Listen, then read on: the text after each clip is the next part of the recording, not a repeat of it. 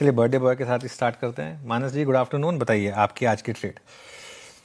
Good afternoon अनुज जी। तो देखिए, cement counters काफी बढ़िया लग रहे हैं और मेरे ख्याल से सबसे स्ट्रांग अगर कोई स्टॉक लग रहा है इस स्पेस में तो वो अल्ट्राटेक है।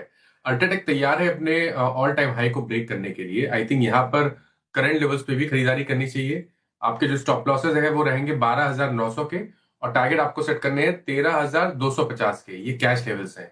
अगर ऑप्शन में ट्रेड लेना चाहें तो 13,000 वाला कॉल ऑप्शन 225 रुपए पे ट्रेड हो रहा है। इसमें आपको 164 का आपको स्टॉप लॉस लगाना है, करंट लेवल्स पे खरीदारी करनी है और 350 रुपए के टारगेट सेट करने हैं।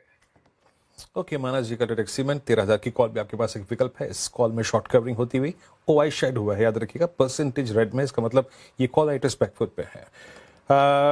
राजेश सतपुते जी, आपका trade. Good afternoon Viren, good afternoon everyone. Viren, coincidentally मेरा भी सेक्टर सीमेंट का ही होगा और उसमें से मेरा टॉपिक होगा ग्रासिम। ग्रासिम क्यों? क्योंकि बहुत ही क्लीन ब्रेकआउट है। मल्टीपल आपको कह सकते हैं रेजिस्टेंस था करीबन 2900 920 पे। तो ये रेजिस्टेंस जो था इसको इसने सरपास किया है। अभी तक आप कह सकते हैं कि एक अच्छी खासी रोलिंग के साथ। तो ये मोमेंटम कहाँ तक जाएगा? मुझे लगता है 3000 तक का मूव यहाँ पे ग्रासिम में ड्यू है। तो 3000 के टारगेट के लिए हम ग्रासिम बाय करने का रिकमेंडेशन देते हैं। स्टॉप लॉस होगा 2900 के नीचे, सो होगा 2890 का Grasim. Okay Grasim. Arun ji, good afternoon. Arun ji, आपकी ट्रेड। जी अनुज जी, गुड आफ्टरनून। अनुज जी, मुझे लग रहा है एलएनटी में एक फ्लैग ब्रेकआउट के संकेत देखने को मिल रहे हैं और मुझे लग रहा है यहाँ से स्टॉक आपको 4200 के ऊपर भी जाता हुआ नजर आ सकता है। तो एलएनटी को खरीदने की सलाह रहेगी। 4092 का स्टॉप लॉस रहेगा और 4202 तक के टारगेट इसमें आ सकते हैं। तो एक अच्छा ब्रेकआउट के संकेत है। मुझे लग रहा है इसको एज अ पोजिशनल ट्रेड लेना चाहिए। ओके, ये हो गया एलएनटी 4120 पे। सोमिल, गुड आफ्टरनून, आपका trade. Good afternoon to everyone. मेरा ट्रेड होगा पीपीएल फार्मा पर, पिरामल फार्मा। यहाँ पर अभी आज के दिन में एक फ्लैग पैटर्न का ब्रेकआउट हुआ है on the hourly charts. On the daily charts 20 daily moving average पे सपोर्ट लिया है आज और एक अच्छा मोमेंटम दिखा गया है। फार्मा सेक्टर ओवरऑल भी बहुत ही अच्छा लग रहा है, तो ये मेरा टॉपिक होगा in the pharma space.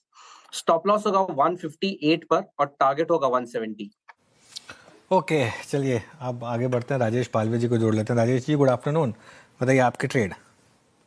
Good afternoon Anuj ji, good afternoon everyone. So Shriram finance यहाँ पे पसंद आ रहा है। स्टॉक में जिस तरीके से एक आउट परफॉर्मेंस था, वापस स्टॉक को अगर हम देखें तो ऑल टाइम हाई ट्रेजेक्टरी पे वापस पहुंचते हुए दिख रहा है। स्टॉक अपने एक सप्लाई जोन का ब्रेकआउट भी यहाँ पे डेली वीकली टाइम फ्रेम पे करते हुए दिख रहा है। हमें लगता है श्रीराम फाइनेंस में ये मोमेंटम टुवर्ड्स 1085 से 1090 की तरफ बढ़ते हुए दिख सकता है। तो बाय करने की सलाह है। On the down side stop loss suggest करेंगे करीब 1038 के आसपास। कॉन्फिडेंस 1054 पे आपका बाय कॉल है। अब चलते हैं शरद अवस्थी जी के पास, आज के फंडामेंटल विशेषज्ञ। शरद, गुड आफ्टरनून, कार्यक्रम में स्वागत है आपका। शरद, ऑलमोस्ट आप इस अर्निंग सीजन के अंतिम छोर पे खड़े हुए हैं। आज का कन्विक्शन, आपका आइडिया क्या है? किस स्टॉक को पिक किया आपने आज? जी गुड आफ्टरनून।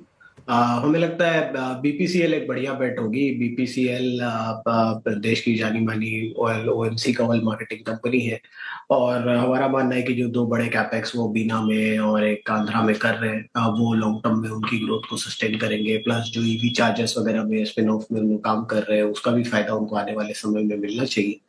और हमारा मानना है कि ब्रॉडली ये जो अनसर्टेनिटी है, लोअर ऑयल प्राइसेस कहाँ से सस्टेन करेंगे, वेनेजुएला, रशिया, वो इतनी बड़ी प्रॉब्लम इनके लिए होगी नहीं।